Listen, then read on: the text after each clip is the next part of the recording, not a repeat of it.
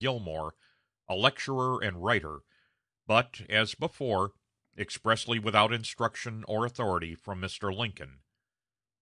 They went to Richmond and had an extended interview with Mr. Davis, during which they proposed to him a plan of adjustment as visionary as it was unauthorized, its central feature being a general election to be held over the whole country, North and South, within 60 days, on the two propositions: peace with disunion and Southern independence, or peace with union, emancipation, no confiscation, and universal amnesty, the majority vote to decide, and the governments at Washington and Richmond to be finally bound by the decision. The interview resulted in nothing but a renewed declaration from Mr. Davis that he would fight for separation to the bitter end, a declaration which, on the whole, was of service to the Union cause, since, to a great extent, it stopped the clamor of the peace factionists during the presidential campaign. Not entirely, however. There was still criticism enough to induce Henry J. Raymond, chairman of the executive committee of the Republican Party, to write a letter on August 22, suggesting to Mr. Lincoln that he ought to appoint a commission in due form to make proffers of peace to Davis on the sole condition of acknowledging the supremacy of the Constitution, all other questions to be settled in a convention of the people of all the States. Mr. Lincoln answered this patiently and courteously, framing, to give a point to his argument, an experimental draft of instructions with which he proposed, in case such proffers were made, to send Mr. Raymond himself to the rebel authorities. On seeing these in black and white, Raymond, who had come to Washington to urge his project, readily agreed with the President and Secretaries Seward, Stanton, and Fessenden that to carry it out would be worse than losing the presidential contest. It would be ignominiously surrendering it in advance. Nevertheless, wrote an inmate of the White House, the visit of himself and committee here did great good. They found the President and Cabinet much better informed than themselves, and went home encouraged and cheered. The Democratic managers had called the national convention of their party to meet on the 4th of July, 1864. But after the nomination of Fremont at Cleveland and of Lincoln at Baltimore, it was thought prudent to postpone it to a later date, in the hope that something in the chapter of accidents might arise to the advantage of the opposition.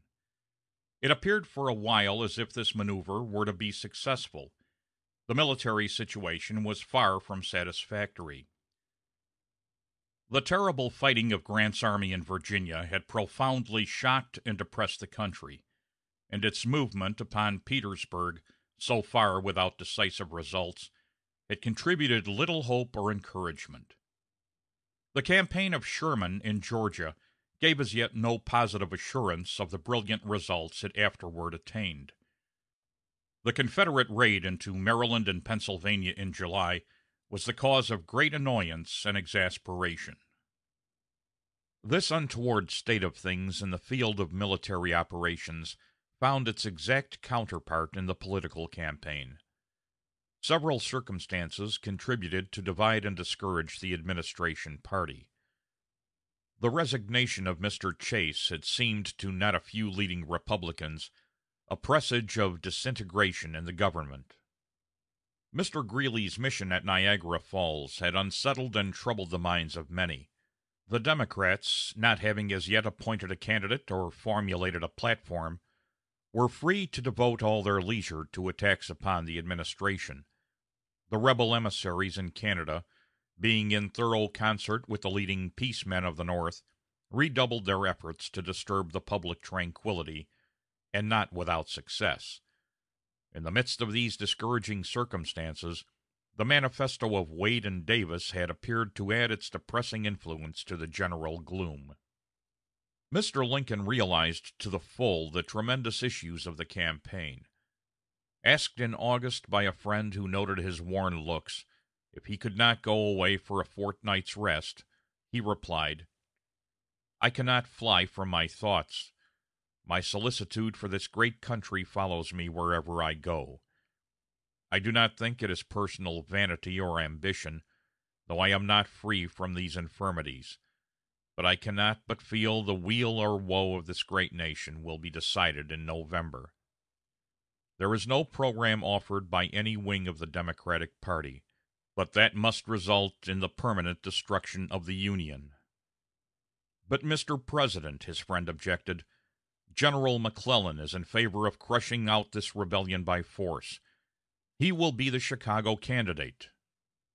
Sir, the slightest knowledge of arithmetic will prove to any man that the rebel armies cannot be destroyed by Democratic strategy.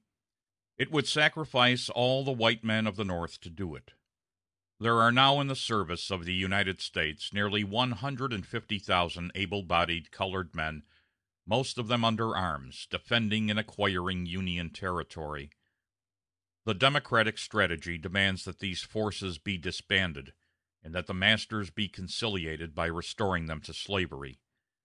You cannot conciliate the South if you guarantee to them ultimate success, and the experience of the present war proves their success is inevitable if you fling the compulsory labor of millions of black men into their side of the scale.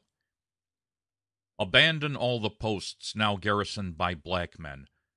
Take 150,000 men from our side and put them in the battlefield or cornfield against us, and we would be compelled to abandon the war in 3 weeks. My enemies pretend I am now carrying on this war for the sole purpose of abolition. So long as I am president, it shall be carried on for the sole purpose of restoring the Union.